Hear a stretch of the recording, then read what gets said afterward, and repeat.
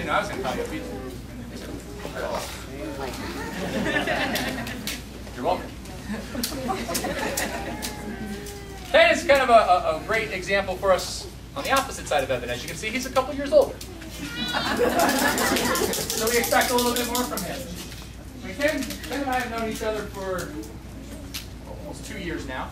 And for the first year of knowing Ken, he said, you know, I'd really like to do something to get in shape. And I said, Ken, you know what? Martial arts is great for that. I don't want to do karate. I want something else. I said, okay, Ken, no problem. Yep. And so then, a couple of weeks later, he said, you know, I'd really like to do something where I can strengthen up my muscles. And I said, Ken, karate's great for that. I don't want to do karate. I want to do something else. Okay, Ken. A week or two goes by, I get to see Ken again, and he says, you know, Sensei, I'd really love to do something that would improve my cardiovascular ability and help me reduce stress. I said, Ken, karate is great for that. I don't want to do karate. I want something else. Okay, Ken.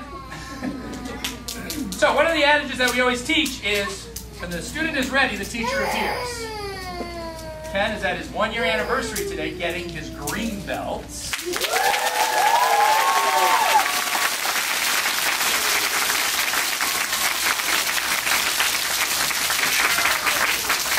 And the main reason I wanted to bring Ken up real quick is there's 2 actual reasons why I think it's extra special. Number 1, part of his predisposition about not wanting to do karate is he was in the Navy. He did karate in the Navy back in the 60s. For those of you that don't know that, it wasn't fun. Okay? You basically got hit by a stick when you did something well, and you got hit by a stick harder when you didn't do something well. That negative reinforcement, right? Good job, whack! Bad job, whack!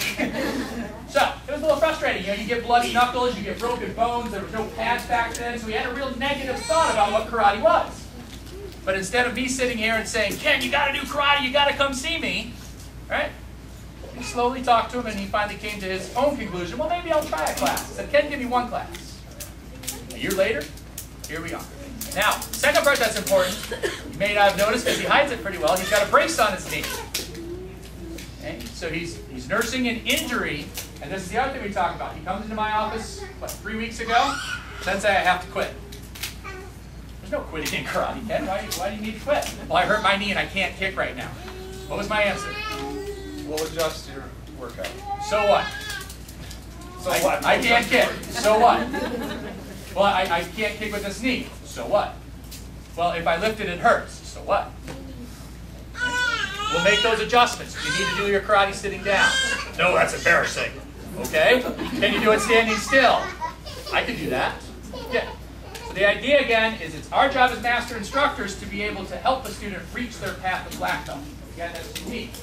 A lot of instructors would say, right, you're injured, go ahead. When you heal up, come back and see me. My mission is that every single one of you can be a black belt. Your only requirement is to show up 2 days a week, every week, for 4 years. Who can do that? Put your I can, Sensei. Okay? Absolutely. Good. So, I'm very proud of Ken. You know, definitely having him reach. Sometimes you guys are parents, right? You tell your kid something and it takes a little bit longer before they realize it. Right? The grandparents talking to your kids. Right? It kind of sinks in slowly.